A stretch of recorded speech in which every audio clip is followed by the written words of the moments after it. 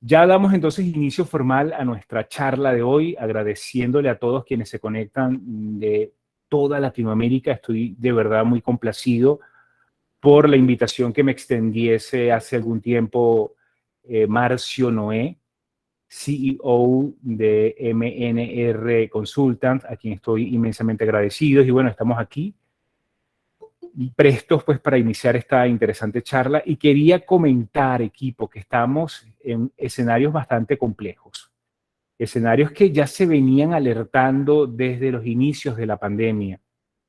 Desde aquellos tiempos ya se avecinaba y se conversaba sobre la posibilidad de un tsunami de impagos, como bien lo ha reseñado mi colega y amigo Peter Bradfield.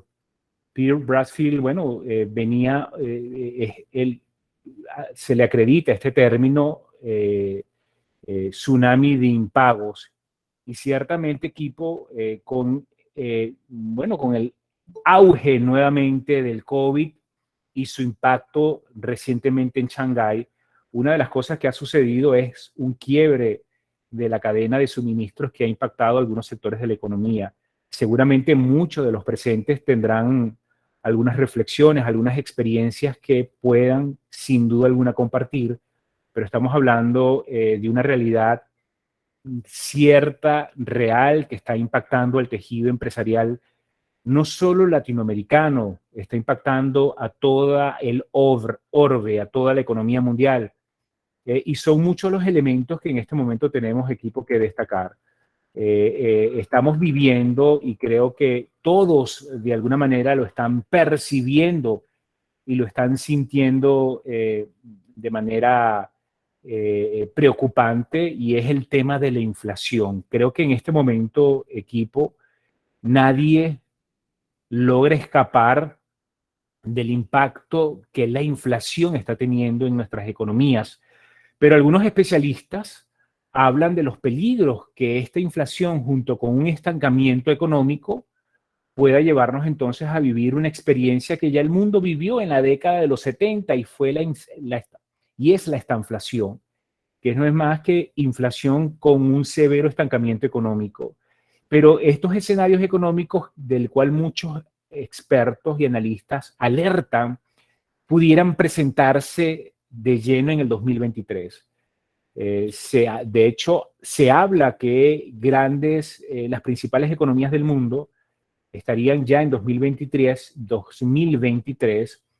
encarando una gran y fuerte recesión que pudiera en consecuencias originar quiebre de empresas, disminución de la inversión, aumento del desempleo, desabastecimiento de alimentos, como hemos dicho, no solo por el quiebre de la cadena de suministro, sino también por la guerra que estamos actualmente viviendo entre Rusia y Ucrania. Pero ojalá, eh, bueno, estos temas económicos fuesen solamente predicciones. Muchos analistas, y entre ellos Moody's Investment, hermana de la gran multinacional DNB, también hablan del incremento de la cartera vencida, de la contracción en los flujos de caja. Y bueno, sin duda alguna estamos, bueno, muy cercanos a vivir escenarios económicos bastante complejos, bastante difíciles. Pero hay una buena noticia dentro de estos escenarios no muy alentadores, y es que siempre estamos a tiempo de prepararnos, siempre estamos a tiempo de poder minimizar estos riesgos y minimizar pues, estos escenarios para nada beneficiosos. ¿Y por qué estamos a tiempo? Bueno, porque precisamente podemos prepararnos con el uso de información oportuna, con el uso de herramientas precisas, idóneas, que de alguna manera nos ayuden a superar estos escenarios, como ya hemos comentado, complejos. Y bueno, por eso estamos en la tarde, noche de hoy. Sé que seguramente es mucho más temprano en algunos países de la región. Aquí en República Dominicana ya son las 6 de la tarde con 10 minutos. Seguramente los horarios cambian en función de su país de procedencia, pero ¿cuáles son los grandes retos que la industria del crédito y la cobranza debe encarar en los próximos meses? Bueno, aquí hay dos grandes retos y pido equipo que presten mucha atención a estas reflexiones. Y el primer gran reto tiene que ver con la capacidad que tengamos de aprovechar al máximo el amplio portafolio de recursos de negociación que existen y que obviamente tienen una importante aplicación en el mundo del crédito y la cobranza. Y estamos hablando de un vasto portafolio de recursos de negociación que, bueno, enriquecen desde distintas escuelas del pensamiento y que hoy por hoy permiten a la industria, reitero, tener acceso a una información de gran valía, de gran interés que anteriormente no tenía. Recuerden que la industria desde hace algunas décadas viene haciendo un importante esfuerzo por profesionalizar el área. De hecho, esta ventana que hoy abre MNR Consulta es con ese fin, seguir brindándole a todo el colectivo, a todo ese mundo de profesionales que hacen vida en esta importante industria, pues poderle aportar de todo el conocimiento necesario que les permita seguir avanzando con fuerza. Hay un vasto portafolio de recursos de negociación que hay que conocer, hay que descubrir y del cual hay que prepararse. Y esto, sin duda alguna, abre desde ya grandes oportunidades de mejora, porque cuando revisamos el conocimiento que seguramente muchos expertos, especialistas, bueno, el mismo personal que hace vida en un call center utiliza durante una gestión diaria, vamos a encontrar entonces grandes vacíos en torno a la posibilidad del uso de estas herramientas. Pero bueno, por eso estamos aquí, con la intención de poder compartir este conocimiento y que el mismo pueda ser de utilidad, pueda ser de beneficio. Otro de los grandes retos tiene que ver en medio de este contexto tan complejo, en medio de este panorama tan difícil, es el de crear equipos cohesionados, pero que a su vez puedan generar resultados, es decir, que sean productivos, pero al mismo tiempo rentables, porque podemos ser productivos y no necesariamente rentables.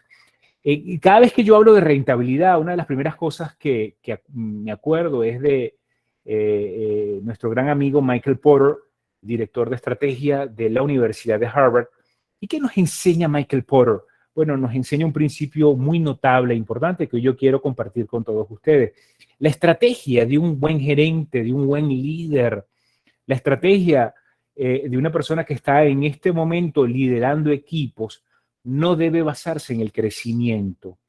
Que seguramente esta reflexión generará ya ruido en muchos de ustedes, pero sí es una importante información que nos comparte, reitero, Michael Porter, director de estrategia de la Universidad de Harvard. Y entonces, si no es el crecimiento, ¿en qué debe basarse la estrategia de un gerente, de un líder que en este momento está dirigiendo una empresa o está dirigiendo equipos de cobranza? Bueno, tiene que basarse equipo en la diferenciación, en la capacidad de poder ofrecer al mercado y en especial al deudor una propuesta única. Y esa propuesta vamos a descubrir que necesariamente tiene que basarse en una solución que conecte con su realidad, una solución que dé respuesta a sus necesidades y dé respuestas a sus intereses. Porque ¿cuál es el objetivo de un departamento de crédito y cobranza? Bueno, cuando hablamos de un departamento de crédito y cobranza necesitamos rápidamente pasar por dos grandes visiones. La visión administrativa, una visión que nos recuerda que la cobranza se genera como consecuencia del crédito. Entendemos y valoramos el carácter administrativo que tiene la cobranza, pero ¿qué pasa Equipo, cuando ese préstamo, ese dinero que se genera como consecuencia de una venta no logra retornar en los lapsos establecidos, bueno, justo en ese instante va a surgir la necesidad de establecer mecanismos de entendimiento y de solución pacífica de controversias. En otras palabras, surge la necesidad de negociar.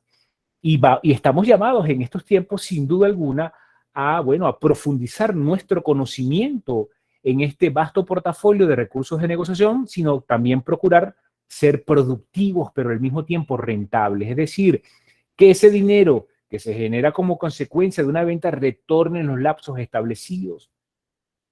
Si fuésemos una empresa de intermediación financiera, bueno, seguramente el modelo de negocios lo justificaría. Yo le presto dinero a Fernanda Funes, yo le presto dinero a Tania Romero, yo le presto dinero a Gabriel, le presto dinero a Mauricio. Y bueno, y el modelo de negocios me permite entonces el cálculo, la aproximación de intereses de financiamiento y en caso de algún retraso, el intereses de mora.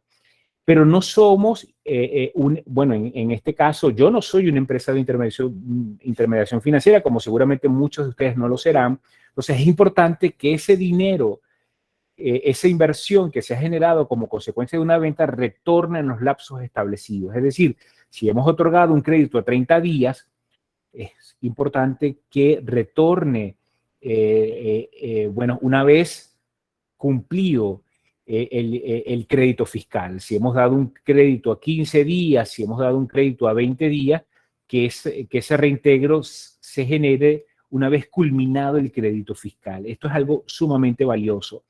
Pero bueno, estos son dos de los grandes retos que en este momento yo he querido traer a discusión porque siento que son claves para que logremos enrumbar no solo nuestros departamentos, sino garantizar que esa gestión de recupero sea siempre exitosa. Y voy a repasar estos grandes conceptos. Uno, aprovechar al máximo este vasto portafolio de recursos de negociación, que cuando hablo de recursos de negociación, hablo primero de la visión idealista que nos invita entonces a considerar recursos de negociación como la cooperación, la integración, la compensación, el bien común, el mutuo beneficio, que van a ser recursos que estarán siempre disponibles en nuestro portafolio de negociación y que podremos aplicar en algún punto en las gestiones de cobranza.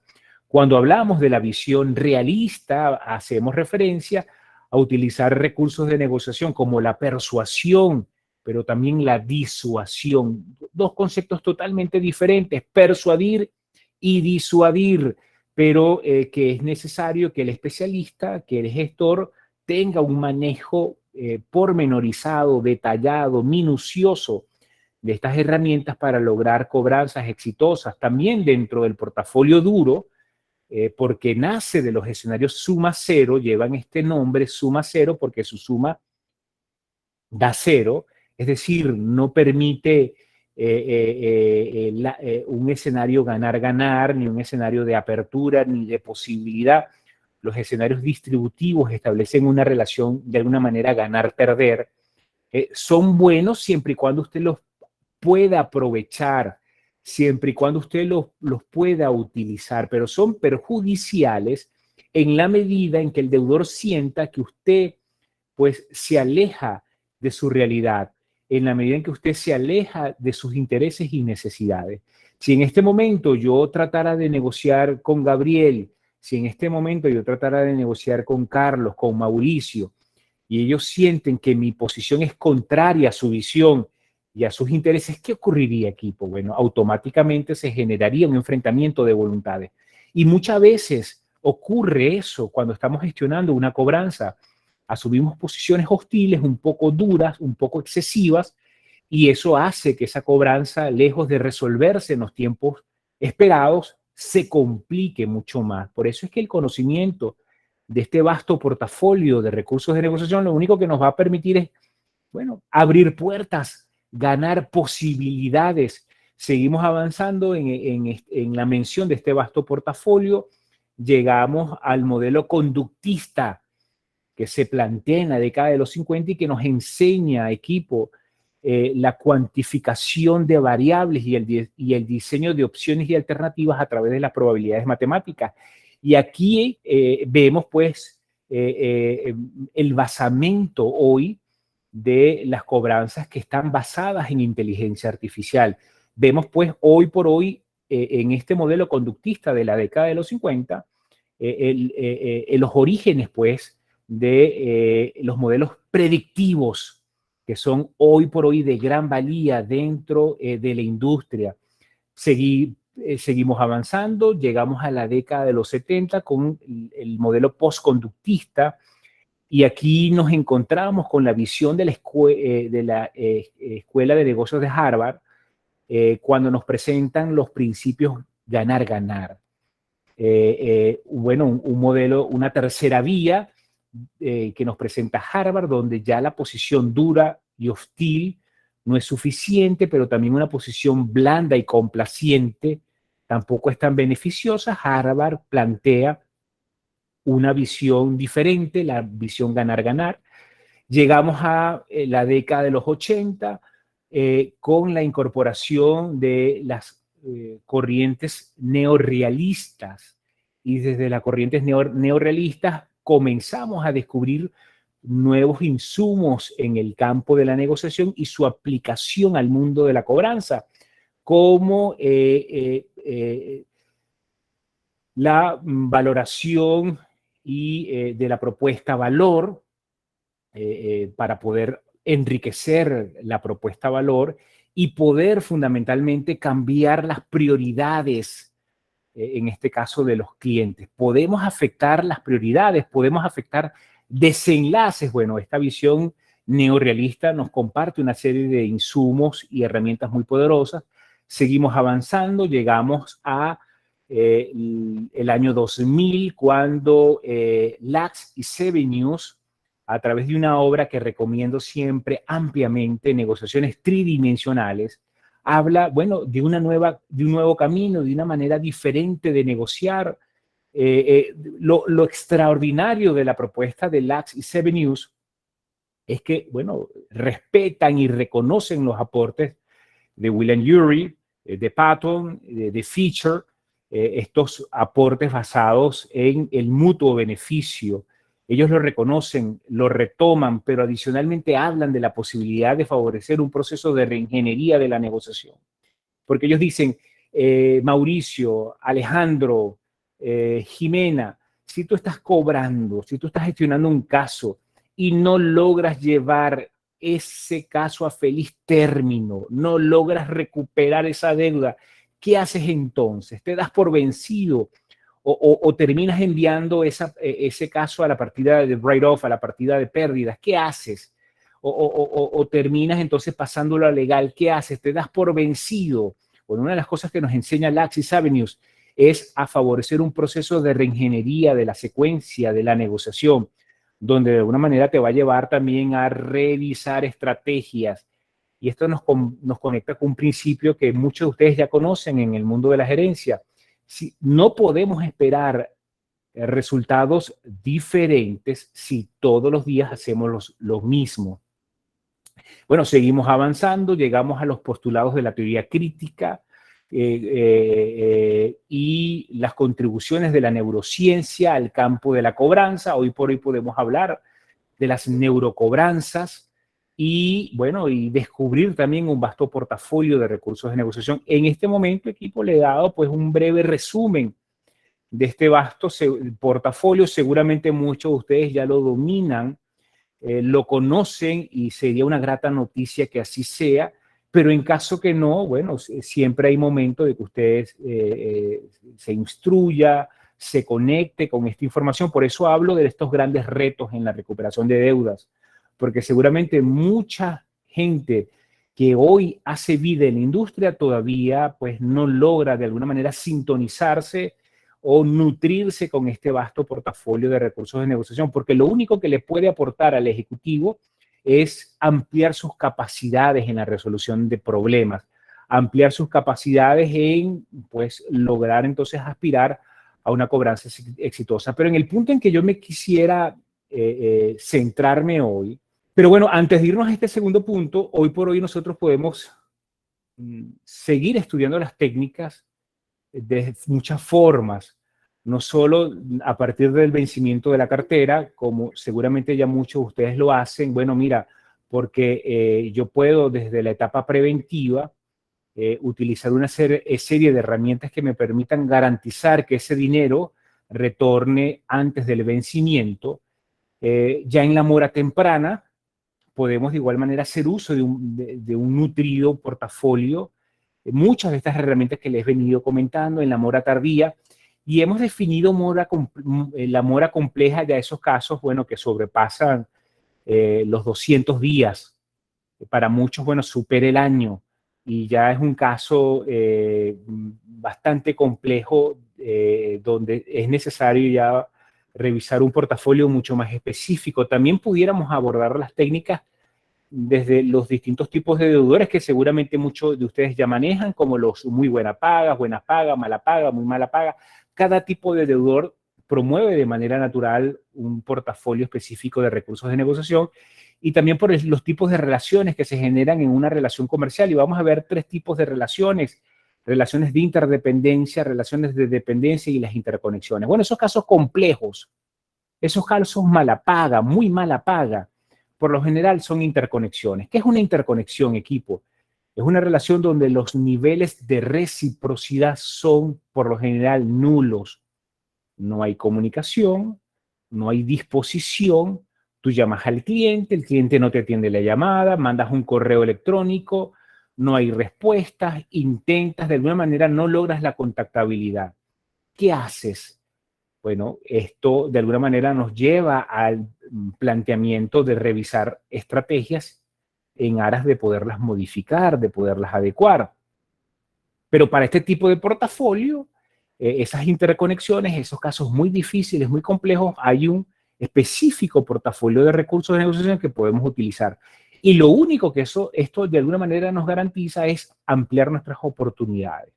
Vemos también los casos de interdependencia. La interdependencia es muy interesante porque la interdependencia se puede clasificar en dos grandes tipos. La interdependencia se produce cuando los niveles de reciprocidad son muy altos. Estamos en presencia de casos 50-50. Esos clientes muy buena paga.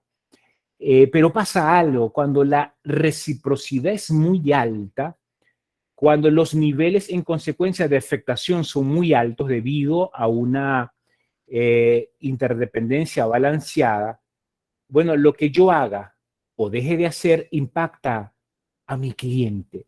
Y esto lo vemos con mucha frecuencia en los contratos de arrendamiento, en los contratos de leasing. Mi cliente sabe que si no paga al momento, o si debido a una situación de incumplimiento por temas contractuales, yo pudiera abogar por el retorno del equipo, porque así el contrato lo establece. Si tú no pagas, yo tengo la potestad en algún punto de retirar el equipo. ¿Por qué? Porque tengo control del mismo. El mismo está bajo un concepto de arrendamiento.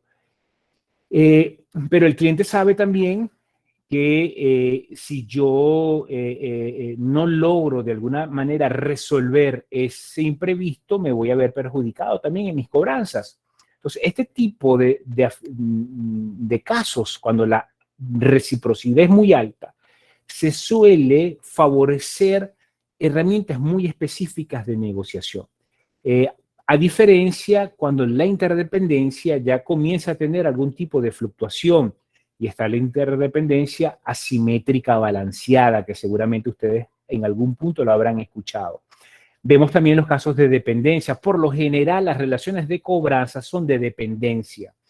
¿Qué es una relación de dependencia? Cuando la estructura costos-beneficios momentáneamente favorece a una de las personas.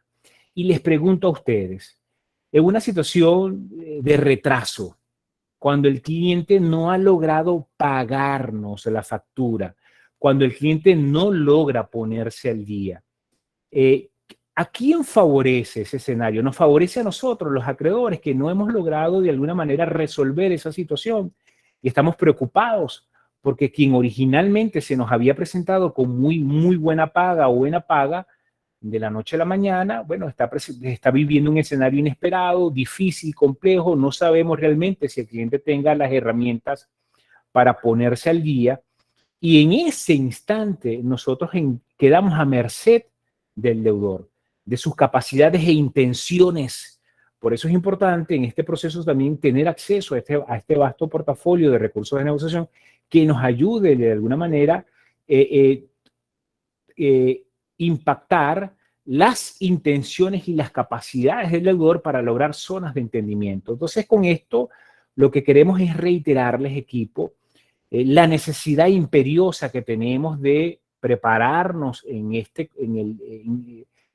el conocimiento y en el dominio de este vasto portafolio de recursos de negociación. Sé que esta hora es insuficiente para, de alguna manera, ustedes logren llevarse algo, eh, pues que desde ya comiencen a generar grandes resultados, pero hacemos en lo posible dentro de este espacio poderle compartir el mayor número de información o la mayor cantidad de información. Pero yo quería en la tarde, noche de hoy, centrarme en los equipos cohesionados, porque lo hemos dicho y hoy lo repetimos, intentar crear equipos que garanticen la recuperación del dinero invertido de manera rápida y segura va a constituir definitivamente un reto sumamente complicado en los tiempos venideros, en estos tiempos del cual ya los analistas nos alertan sobre la recesión. ¿Y por qué? Bueno, porque sin talento, nuestros equipos o nosotros mismos vamos a tener limitaciones importantes. Y es necesario que toda persona que haga vida dentro de la industria o en un departamento de crédito y cobranza tenga talento, tenga una orientación natural hacia la ejecución de, bueno, los actos que este tipo de tarea y profesión requiere. Pero ya vamos a estar hablando de lo que el talento realmente significa.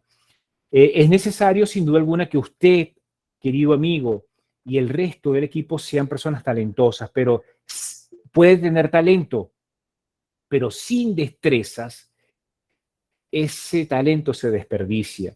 ¿Y cómo nosotros podemos, equipo, fomentar nuestras habilidades y destrezas? Y volvemos nuevamente a un tema recurrente, y es la formación y la capacitación. El hecho de que ustedes estén aquí, mira, a mí me place, me llena de mucho júbilo, de mucha alegría, porque refleja el deseo, el interés que usted tiene de seguirse formando, preparando, de seguir obteniendo herramientas. Y llegamos también al tema de la comunidad. Y un equipo nunca alcanzará un nivel superior de desempeño sin esa comunidad. Cuando hablamos de comunidad, también hablamos de ese sentido de identidad. Y históricamente, y seguramente muchos de ustedes deben haberlo vivido y deben dar testimonio de lo que voy a comentar. Históricamente, este tema no ha sido sencillo porque para muchas personas resulta no grato cobrar. Para muchas personas no resulta una tarea sencilla relacionarse con esta actividad. De hecho, antropológicamente la cobranza va a tener una importante carga negativa que, bueno, desde hace millones de años, con la evolución del ser humano, estos temas vienen arrastrando una importante carga o valoración negativa. Cuando nos vamos a los tiempos de nuestro Señor Jesucristo, vemos pues que el cobrador de impuestos, sin duda alguna, era una persona que era no muy bien vista en aquellos tiempos. Seguimos avanzando, llegamos a la Edad Media, a los tiempos de los recaudadores de impuestos, de los reyes. Sin duda alguna eran personas muy severas, no muy bien vistas. Es decir, el papel del cobrador no ha sido fácil en el devenir de la historia. De hecho, cuando usted le pregunta a un niño que está en su escuela, que está dando sus primeros pasos, hijo, ¿qué desea ser cuando seas grande? Muchos te responderán, mira, yo deseo ser piloto, yo deseo ser bombero, yo deseo ser médico, yo deseo ser doctor, yo deseo ser astronauta. Mira, rara vez si quizás nunca vayas a escuchar a un pequeño que te diga, papá, yo quiero ser cobrador, yo quiero, mira, cobrarle a la gente, salvo sea un niño que desde muy pequeño sepa el valor del dinero, ¿no? Y quiera desde ya ir embolsillándose e ir ahorrando esta apreciada instrumento monetario. Pero es necesario, equipo, que logremos fortalecer la identidad, que esa gente que hoy hace vida en su departamento, que esas personas que hoy hacen vida en su organización, se sientan orgullosos de esta actividad. Yo les puedo decir, equipo, que independientemente de los títulos que ustedes hoy puedan ostentar, al final de cuentas, todos somos cobradores y debemos sentirnos muy orgullosos de esta actividad, porque la cobranza es una actividad tan importante como la del ingeniero, la del doctor, la del economista, la del abogado, la del arquitecto, y es una actividad, bueno, que gracias a la cobranza logramos nosotros garantizar un buen desempeño de la economía, garantizamos pues que las inversiones continúen y las empresas logren desarrollarse y profundizarse en bienestar pues de sus miembros. Pero es importante cuando hablamos de comunidad que la gente disfrute ese ambiente de trabajo,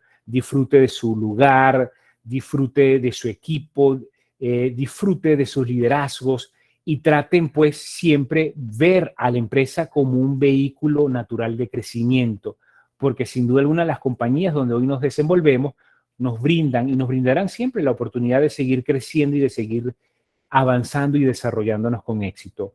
Hemos dicho que el talento para la Real Academia Española es la capacidad para el desempeño de algo. Es decir, mientras usted tenga la capacidad para desempeñarse en algo, usted será una persona talentosa sobre esa materia. Pero yo quiero en la noche de hoy, tarde noche de hoy, compartirle el siguiente concepto, un concepto propio, donde yo destaco al talento como esa orientación natural que tiene una persona para el desarrollo de una tarea determinada. Es decir, si usted hoy está en el área de la cobranza y le resulta sencillo, fácil empatizar, conectar con el cliente, descifrar su realidad, descifrar intereses, descifrar necesidades y diseñar soluciones que permitan resolver los problemas, definitivamente usted está en la profesión adecuada, en la profesión correcta. Y eso es lo importante del talento. Y como líderes, como empresarios, estamos llamados, convocados a que nuestros equipos sean personas talentosas. Pero el talento no es suficiente, porque usted puede saber de cocina, usted puede tener una orientación natural a la cocina, usted puede tener una orientación natural a la pintura, pero eso no lo convierte en un experto, eso no lo convierte en una persona habilidosa, eso no lo convierte en una persona que logre poner en práctica y al 100% todas sus habilidades y destrezas. Para ello es necesario la capacitación y el entrenamiento. Sin capacitación, sin entrenamiento, no lograremos nunca, equipo, lograr llevar estos niveles de destrezas tan necesarios y tan requeridos a un máximo de desempeño. Entonces, ¿qué podemos hacer para crear equipos cohesionados y productivos? Importante. ¿Qué podemos hacer? Bueno, aquí quiero compartirle algunas claves. Y una de las primeras cosas que usted tiene que hacer, incluso no hablemos de equipos. Fernanda, Tatiana, Gilberto, Carlos, Mauricio, quien en este momento nos escuchas con mucha atención, quieres convertirte en alguien mucho más productivo, quieres convertirte en alguien con una mayor orientación a resultados. Bueno, escucha las siguientes recomendaciones que en este momento voy a compartir, porque no solo trata de equipos, también son recomendaciones que fácilmente son aplicables al ejecutivo, son aplicables a nuestra cotidianidad. Y una de las primeras cosas que debemos hacer es evaluar nuestra realidad. Bueno, y en este sentido podemos resolver las siguientes interrogantes. ¿Qué tan buenos son ahora nuestros equipos? ¿O qué tan bueno soy yo en este momento ejerciendo esta profesión? ¿Tengo acceso a todas las herramientas? ¿Tengo acceso a toda la información? ¿Tengo acceso a todas las técnicas? Yo necesito necesariamente que evaluar mi realidad. ¿Para qué? Para poder identificar oportunidades de mejora. Y una persona, un verdadero líder, una persona que está ganada a evolucionar, a avanzar, es humilde por sobre todas las cosas y parte siempre del principio que hay mucho que aprender. Miren, al igual que ustedes, y siempre lo repito en todos los escenarios donde me invitan, al igual que ustedes, yo trato de participar en live, webinars, en conferencias, porque ese título universitario, ese título de posgrado que tenemos colgados o que se nos entregó hace muchísimos años, ese título ya quedó desactualizado. Nosotros estamos llamados a actualizar conocimientos y estar siempre calibrados a las nuevas tendencias. Y les comento, mire, el área de la negociación es un área novísima. Seguramente no lo sepan, pero ciertamente la negociación existe desde los inicios de la humanidad.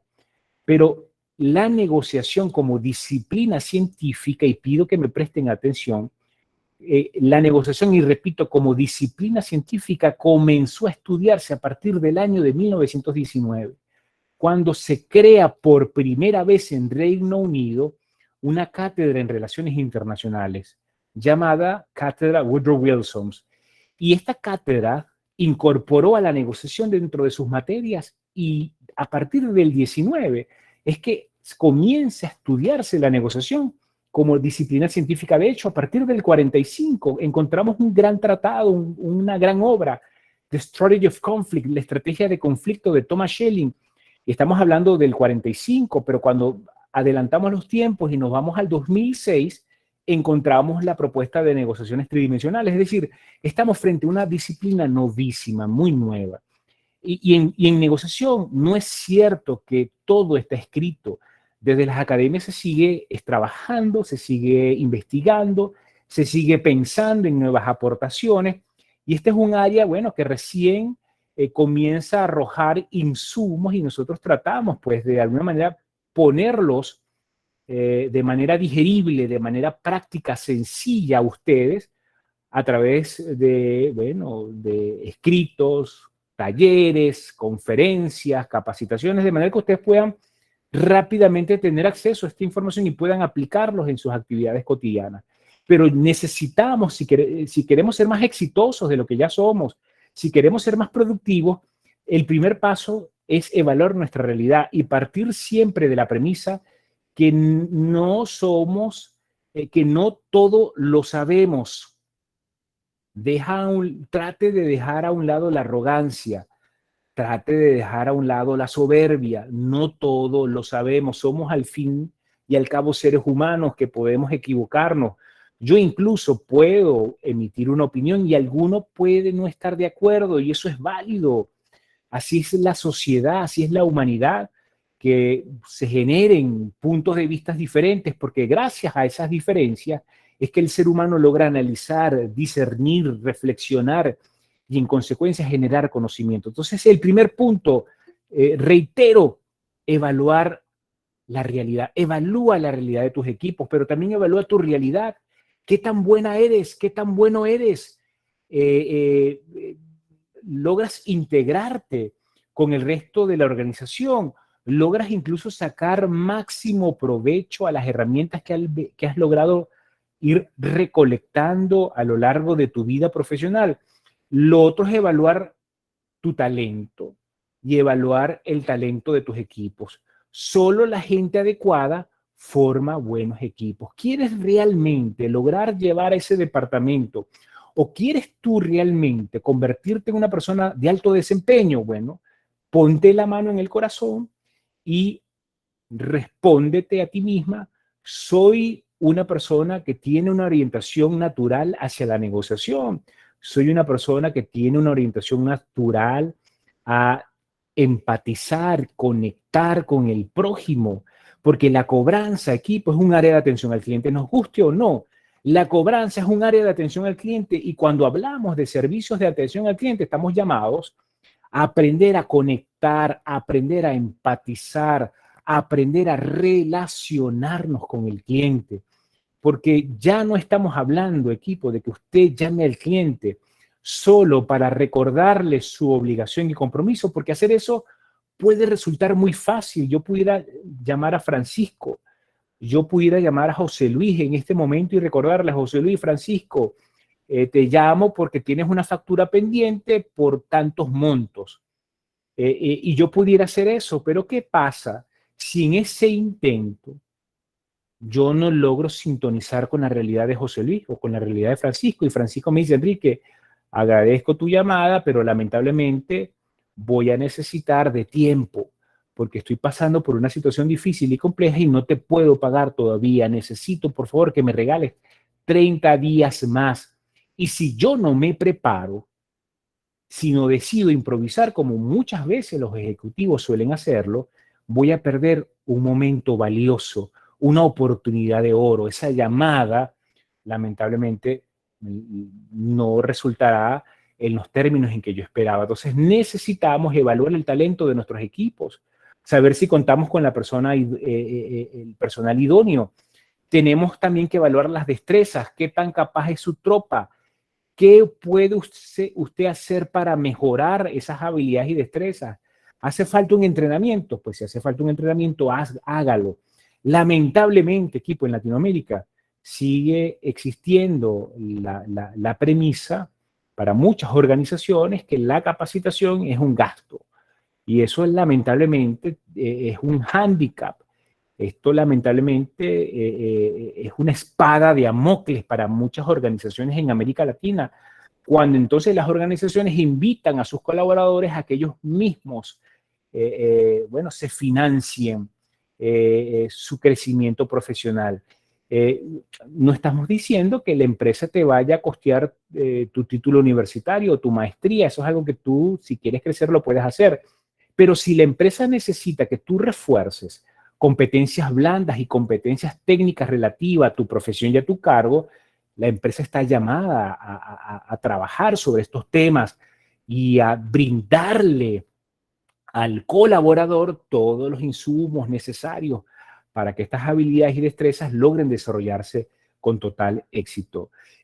Hay que aprender a formar una comunidad genuina, una comunidad donde todos se sientan a gusto, donde todos se sientan felices, donde todos quieran invertir gran parte de sus horas dentro de ese espacio porque se identifican con lo que hacen, porque se identifican con la organización donde trabajan.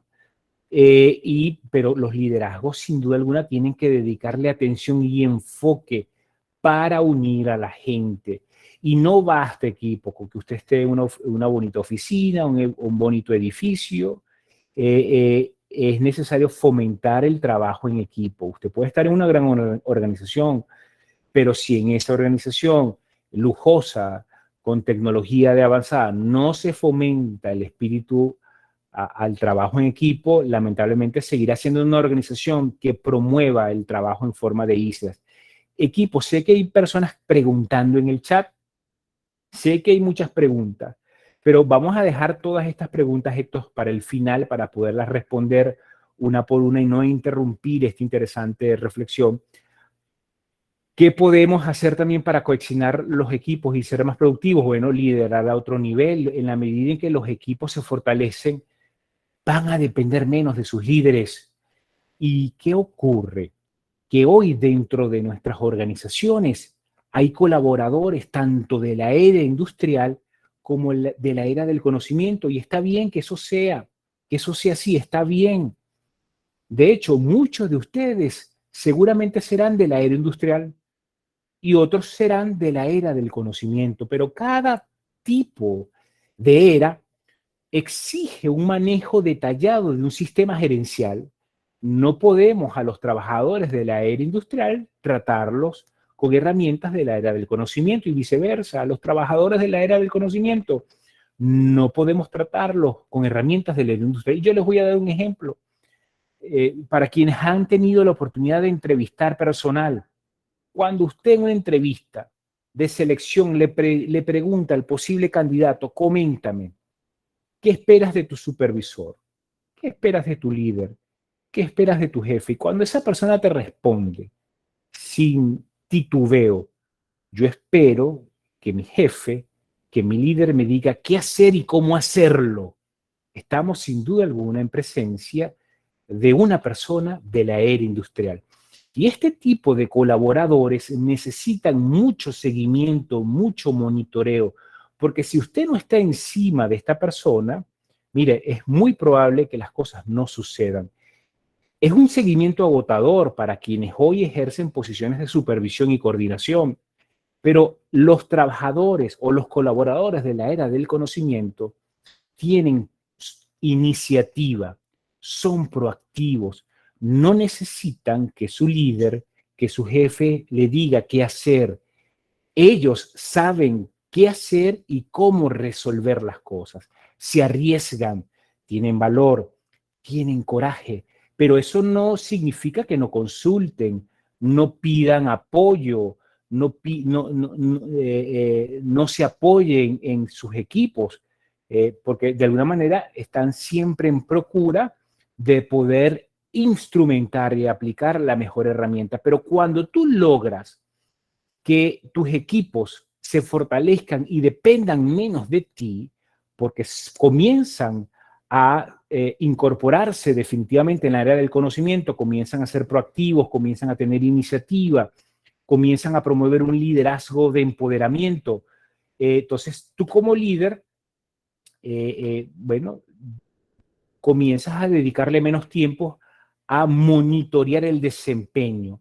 Y como líder, puedes enfocarte entonces a enseñar más, a inspirar más y a establecer esa visión de futuro que tanto la organización como el departamento necesita. Y yo pregunto para quienes en este momento son líderes, ¿quiénes en este momento, quienes son gerentes, directores, han logrado identificar a sus usuarios de avanzada, a esos promotores, a esos segundos al mando? Es necesario identificarlos, porque mientras usted pueda estar ocupado o ausente, usted sabe que dentro de su equipo hay personas como usted, pensando como usted, que comparten su visión, que comparten sus estrategias y que harán lo necesario para que esa visión se cumpla, porque son fieles creyentes de esos postulados, creen a ciegas en no solo en lo que usted hace, sino en la metodología y en la estrategia que usted está implementando. Pero eso es poderoso cuando la gente entonces ya no te sigue, como nos recuerda nuestro gran amigo sobre los temas de liderazgo, John Maxwell. Ya no te siguen por un liderazgo o en base a una posición, porque no te siguen porque tienen que seguirte, sino te siguen porque quieren hacerlo. Y es cuando logras ese liderazgo a partir de la influencia. Hay que estimular la proactividad, lo hemos ya mencionado. Si no eres proactivo, puedes aprender a hacerlo, puedes aprender a tener proactividad, a tener iniciativa, pero es necesario, equipo, que te arriesgues, que te armes de coraje y de valor. Nadie ha dicho, y lo reitero, que afuera las cosas sean sencillas. Todo el mundo sabe que el mundo afuera está lleno de complejidades, pero estamos convocados a ser exitosos. ¿Y cuál es la diferencia entre una persona de éxito y quienes aún no logran resultados? Es que los primeros saben qué hacer y dedican y aprovechan cada minuto de su vida al máximo, no lo desperdician. Miren, las personas de éxito aprovechan cada minuto de su vida al máximo, a diferencia de quienes aún no lo logran, que desperdician mucho de este valioso y notable elemento llamado tiempo. ¿Saben ustedes quiénes sí valoran el tiempo? Quien en este momento tienen en terapia intensiva a un familiar, tiene a su mamá, tiene a su hermano o tiene a un hijo en terapia intensiva y ora, reza al Señor para que, bueno, su ser tenga una nueva oportunidad, logre superar con éxito esta enfermedad o esta operación. Ellos sí valoran el valor del tiempo. O quien acaba de perder también a un familiar muy querido, quien en este momento acaba de perder a su mamá o a un hijo, a un hermano o a un padre, sabe muy bien lo que es el tiempo y desearía, estoy convencido, un segundo más poder tener a ese familiar al frente para poderle abrazar, dar un beso y despedirse en caso de ser necesario. pero hay que estimular la proactividad y la iniciativa. Hay que enseñarle a nuestra gente, y esto también es un principio que aplica para todos, el poder del enfoque. Usted quiere ser más productivo, usted quiere ser exitoso en las gestiones de cobranzas, en tiempos difíciles y complejos, póngale la etiqueta que usted quiera, aprenda a enfocarse. ¿Y de qué trata el enfoque? Bueno, de que usted disponga toda su atención, toda su energía, todos sus recursos a la atención, a la resolución del problema más importante, el problema más urgente que usted tenga en su agenda. En otras palabras, usted tiene que aprender a priorizar. Seguramente usted en este momento en su agenda, sobre su escritorio, usted tendrá muchos temas que atender, muchas cosas. Está bien, es entendible, pero dígame, por favor, ¿cuál de esos temas es el más urgente y el más importante? ¿Quieres que las cosas cambien? ¿Quieres que las cosas se transformen a tu alrededor? Bueno, prioriza. Trata de identificar qué es lo primero que hay que hacer para que todo lo demás comience a moverse. Es ahí donde el poder del enfoque, sin duda alguna, juega un papel importante, porque cuando nos desenfocamos y estamos siempre en el multitasking, ¿qué ocurre? Bueno, nuestras energías, nuestra atención, nuestros recursos se disgregan, se dispersan, y los resultados no pueden ser siempre lo mismo. Fomenta el espíritu de cooperación. Y esto es un tema importante porque hasta el día de hoy, equipo, hemos malinterpretado el concepto de cooperación. Cuando hablamos de cooperar, no hacemos referencia a ceder. Muchas personas sienten y perciben que de alguna manera para cooperar hay que ceder, hay que regalar espacios, y eso no es cooperación. Si ustedes me preguntan, Enrique, entonces, ¿cuál es el verdadero concepto de cooperación? Aunar esfuerzos para juntos obtener el máximo beneficio posible. Y lo voy a repetir porque es un concepto muy poderoso, equipo. Aunar esfuerzos para juntos obtener el máximo beneficio posible. Imagínate, Tatiana, Fernanda, Marisol, Alejandro, que tengamos una situación y que yo decida sentarme con ustedes para revisar el problema y juntos buscar el máximo beneficio posible. El resultado, equipo, es poderoso. El resultado es inevitable, como habría dicho en algún momento Facundo Cabral, que en paz descanse. Estaríamos condenados al éxito, pero necesitamos sin duda alguna potenciar nuestra capacidad de comprender nuestro entorno, pero también comprender al deudor, al cliente. Y comprender no implica aceptar. Comprender no implica rechazar, porque yo pudiera aceptar algo y eso me volvería alguien simpático. Yo no quiero ser simpático. Yo pudiera rechazar algo y convertirme en alguien antipático. Yo no deseo ser antipático. Yo lo que más deseo en una gestión de cobranza es ser empático, es entender la realidad de mi cliente, descifrar sus intereses y necesidades, y que él sienta que estamos en sintonías, que yo valoro su realidad, valoro sus problemas, y eso es lo que me permite de alguna manera poder abrir ese gran canal, esa gran puerta para la solución de problemas. Por eso es necesario desarrollar la empatía y la sinergia. Una cosa es empatía y otra cosa es la sinergia. Hemos explicado la empatía, esa capacidad que tengo de sintonizarme, de relacionarme, de conectar, de descifrar de la realidad de mi cliente y ponerme en sus zapatos. Y otra cosa es fomentar la sinergia, la colaboración, la interdependencia, donde todos trabajemos mancomunadamente en la solución a ese problema, pero es su responsabilidad como acreedor, es su responsabilidad como cobrador motivar, inspirar al deudor a este proceso de apertura. Porque si el deudor está indispuesto, el deudor no sintoniza con estos conceptos, es su responsabilidad lograrlo. Recuerden que todos poseemos neuronas espejos y las neuronas espejas nos regalan esa posibilidad, esa capacidad de replicar en segundos comportamientos, conductas. Alguien bosteza. ¡Ah! En cuestión de segundos, muchos de ustedes comienzan a hacerlo porque así operan las neuronas espejo. Alguien sonríe a carcajadas. Bueno, en segundos, esos comportamientos, el cerebro los copia. Significa que independientemente de que el deudor esté indispuesto, molesto, reacio, usted puede contagiar al deudor de alegría, de entusiasmo, de posibilidad. ¿Y cómo lo hace? No solo conectando con su realidad, sino ofreciéndole soluciones reales y viables. Usted quiere que su gente le pague. Bueno, esta es la gran solución.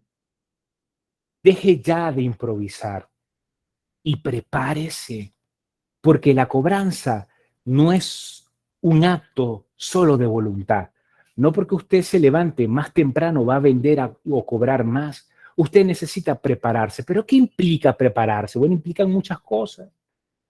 Para que cuando usted decida llamar a Héctor, para que cuando usted decida llamar a Fernando, cuando usted decide llamar a José Luis, cuando usted decide llamar a Ana, ya tú sepas qué decirle. Porque eso que le vas a compartir resuelve su problema, resuelve la situación en segundos. Y eso lo convierte a usted en un cobrador exitoso. Sin importar la dificultad del caso, usted puede cobrar cualquier tipo de deudas. Y no deje también de activar el mejoramiento continuo, porque podemos diseñar estrategias, podemos equipo, diseñar herramientas, pensamos que son las mejores, pensamos que son las más idóneas, pero cuando la ponemos en práctica los resultados no son los esperados. Está bien que las cosas no pasen a veces como esperábamos, podemos aprender de esas experiencias, nutrirnos y potenciar el conocimiento. Yo quería ya para terminar, equipo, poner la analogía de el paciente que va a una clínica. La analogía es una herramienta que utilizamos mucho en persuasión. La analogía no es más que un instrumento de comparación. Yo puedo utilizar elementos, generar comparación en mi discernimiento para que usted logre entender mejor un ejemplo o un caso. Quiero poner la siguiente analogía. Imagine usted como paciente va hoy al médico, va hoy a su cita porque tiene una dolencia. Y el médico, bueno, le recibe, el médico le evalúa y el médico simplemente se limita a decirte, José Luis, Alfonso, Armando, Alejandra, cuéntame, ¿y ahora qué vas a hacer? Coméntame cómo vas a resolver esto. ¿No les parece conocido? Eso en gran parte es lo que hace los gestores de cobranzas cuando fomentan lamentablemente una gestión no basada en la preparación precisa, detallada, porque el deudor tiene muy en claro el monto de la factura. El deudor tiene muy en claro el vencimiento de la misma. Si Héctor no me ha pagado, si Héctor no ha cumplido con su obligación y compromiso, es porque en este momento y de manera circunstancial y coyuntural está encarando problemas.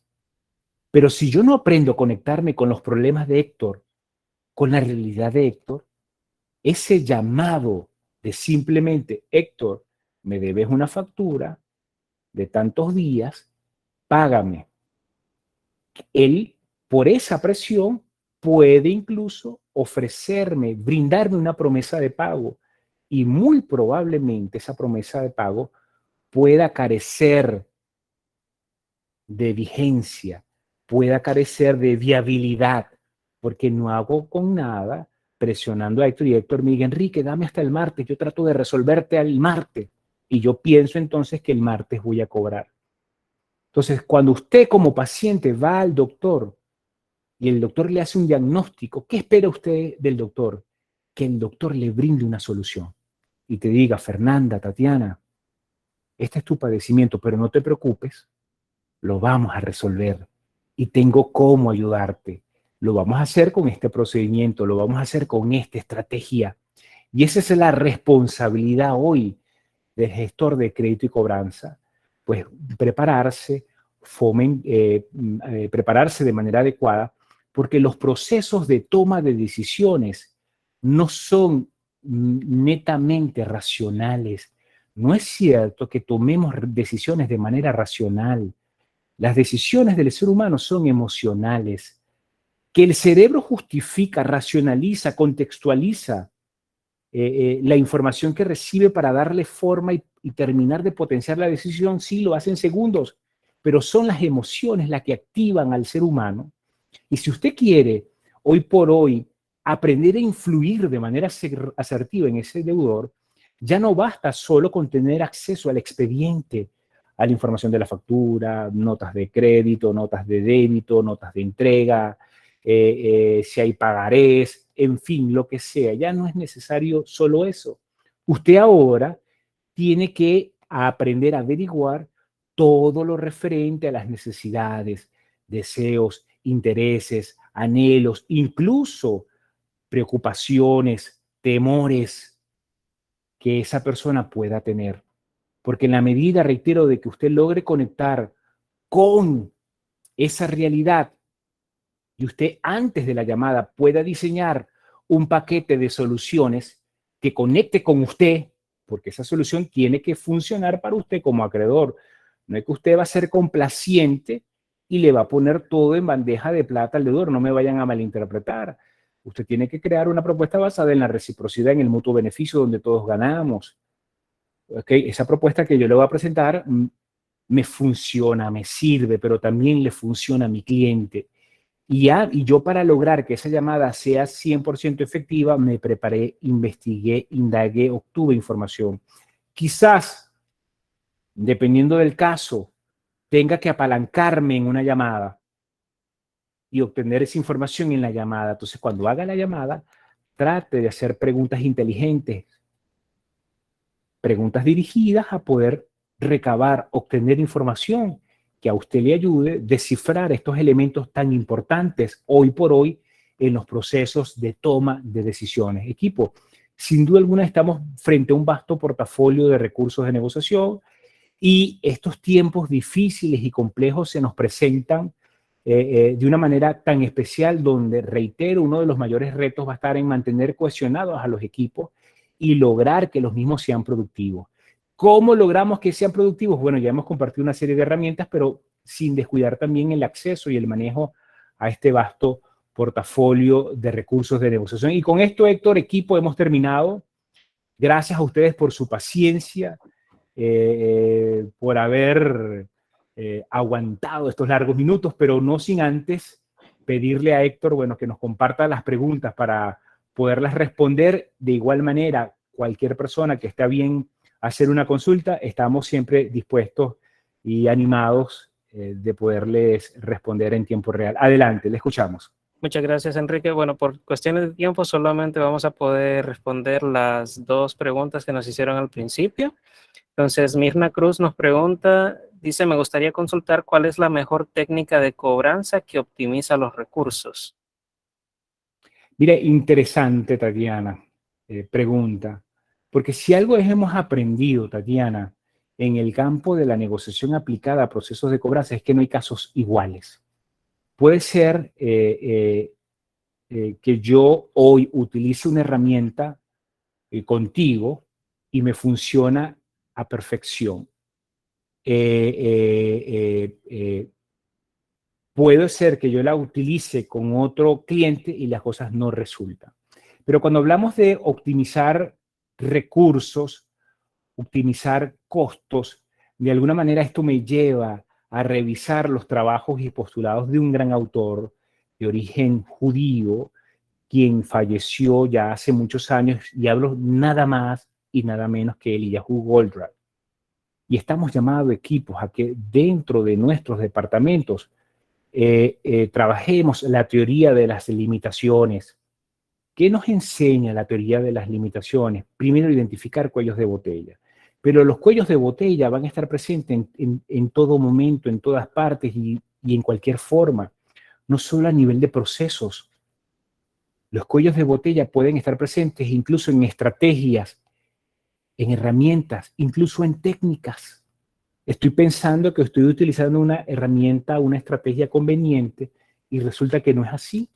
Y esa estrategia y esa herramienta me está generando más perjuicios que los beneficios. Entonces, la teoría de las limitaciones nos ayuda de alguna manera a evaluar procesos, herramientas, estrategias para identificar cuellos de botella.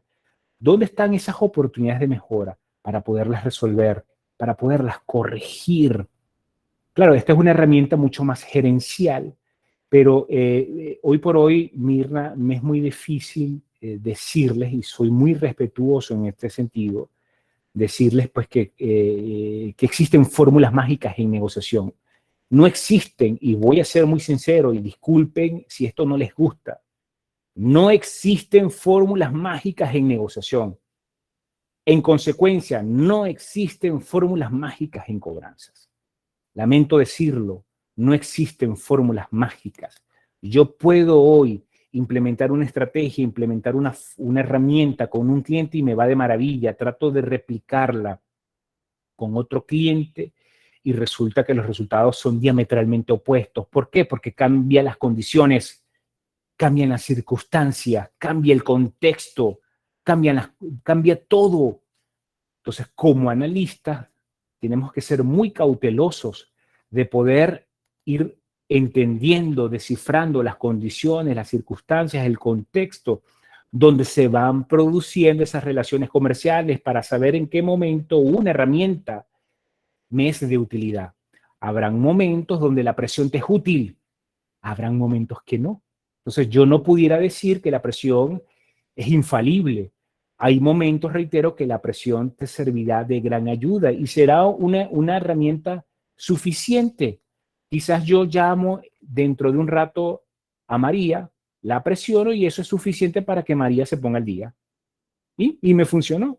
Quizás llamo a José Francisco y presiono a José Francisco y me di cuenta que la presión no es suficiente. Pero ¿qué hacemos como expertos, como analistas? Vamos a presionar un sinnúmero de veces, no nos los podemos permitir. Tenemos como especialistas aprender a utilizar los recursos de negociación a partir de las condiciones, circunstancias y contexto en que se está generando y produciendo esa relación comercial. Entonces, si yo me doy cuenta que no puedo amenazar a un cliente porque hago una valoración y me doy cuenta, no, es que es inviable que me pase por la cabeza amenazar a un cliente, entonces, ¿qué puedo hacer para lograr el mismo cometido que genera la amenaza? Porque ¿qué busca la amenaza como recurso de negociación? Generar temor, angustia. Bueno, si usted no puede amenazar a su cliente, aprenda a confundirlo. Y la confusión como recurso de negociación busca distorsionar la realidad de su cliente. Gracias, equipo, por su amable atención. Será hasta otra oportunidad. Hasta entonces. Felicidades.